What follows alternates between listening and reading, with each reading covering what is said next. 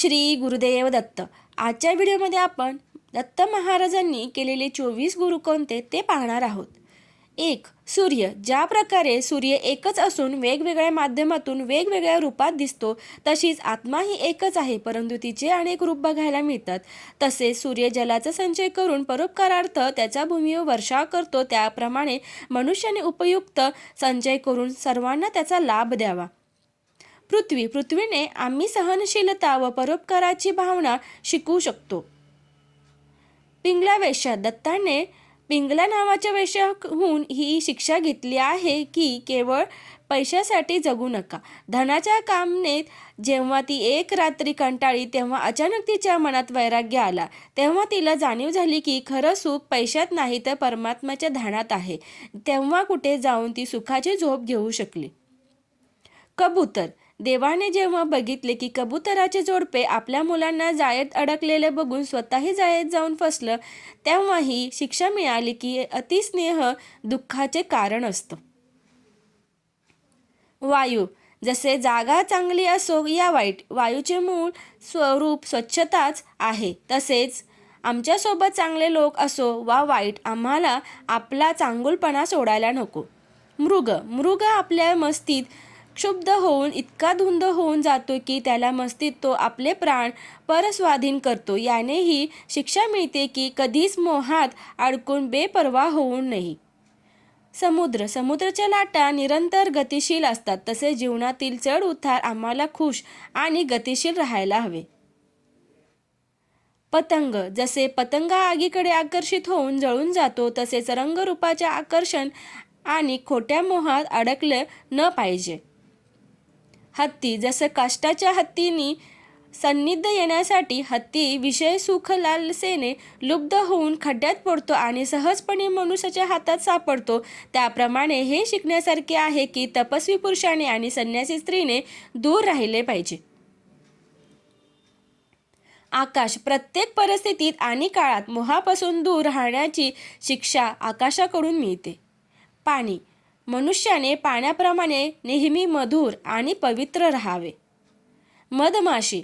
मधमाशी पुष्कळ कष्ट करून पोळे बनवून त्यात मध साठवते, परंतु एक दिवस मधु हा अचानक येऊन पोळ्यासह मध घेऊन जातात.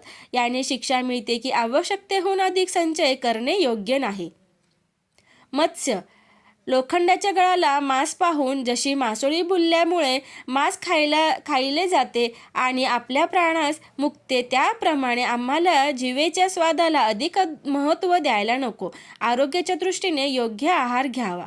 टिटवी. ज्या प्रकारे एक टिटवी चोचीत मासा धरून असते आणि ते पाहून इतर पक्षी ते मासा हिसकावण्याचा प्रयत्न करतात आणि शेवटी मासाचा तुकडा सोडल्यावरच तिला शांती मिळते, तसेच आम्हाला स्वतःकडे अधिक वस्तू संचय करून ठेवण्याचा अट्टहास करायला नको. बालक. जसे लहान मूल चिंतामुक्त आणि प्रसन्न दिसतात, तसेच आम्हाला चिंतामुक्त आणि नेहमी प्रसन्न राहण्याचा प्रयत्न करायला हवा. अग्नी. परिस्थितीत कशीही असो, या परिस्थितीत स्वतःला समायोजित करणे योग्य ठरतं. चंद्र. जसे चंद्राला अमावस्या आणि पौर्णिमा आल्यावरही, अर्थात कलेत उणे अधिकपणा असून त्याचा विकार त्याला बाधक होत नाही, तसेच आत्म्यास देहसंबंधीचे विकार बाधक होत नाहीत. कुमारिका. देवाने बघितले की एकदा एक कुमारिका धान्य कुटत होती, तेव्हा तिच्या हातात असलेल्या बांगड्यांच्या आवाजामुळे बाहेर बसलेले पाहुणे परेशान होत होते. बांगड्यांचा आवाज बंद करण्यासाठी तिच्या बांगड्या फोडून दिल्या आणि दोन्ही हातात केवळ एक एक बांगडी राहू दिली. नंतर कुमारिकेने आवाज केल्याविना धान्य कुटून घेतले. अर्थात आम्हालाही एका बांगडीप्रमाणे एकटे आणि निरंतर वाढत राहण्याची प्रवृत्तीसह जगायला हवं. तीर तयार करणारा कारागीर. दत्तदेवाने एक असा तीर बनवणारा बघितला जो आपल्या कामात एवढा मग्न होता की त्याच्याजवळून राजाची स्वारी निघून गेली तरी त्याचे कामावरून लक्ष वेधित झाले नाही. आम्हाला अभ्यास आणि वैराग्याने मनाला वश करावे. साप. देवाने सापाकडून ही शिकले की संन्यासीसारखे जगावे. जसे दोन साप कधीही एकत्र फिरत नाही, तसे दोन बुद्धिमत्तांनी कधीही एकत्र फिरू नये.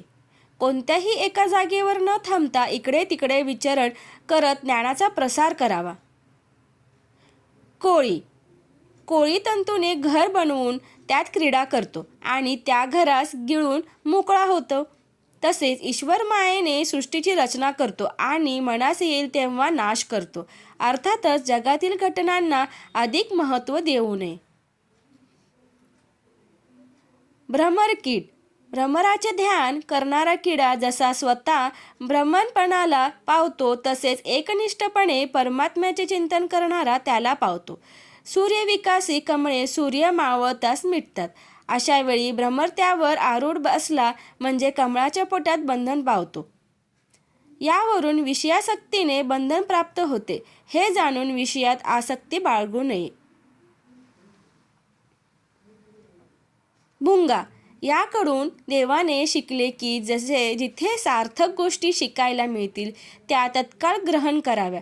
ज्या प्रकारे भुंगा वेगवेगळ्या फुलातून पराग घेतो. अजगराकडून हे शिकायला मिळाले की जीवनात संतोषी बनून राहावे. जे मिळेल ते सुख समाधाने स्वीकार करणेच आपले धर्म समजावे. श्री गुरुदेव दत्त. श्री स्वामी समर्थ.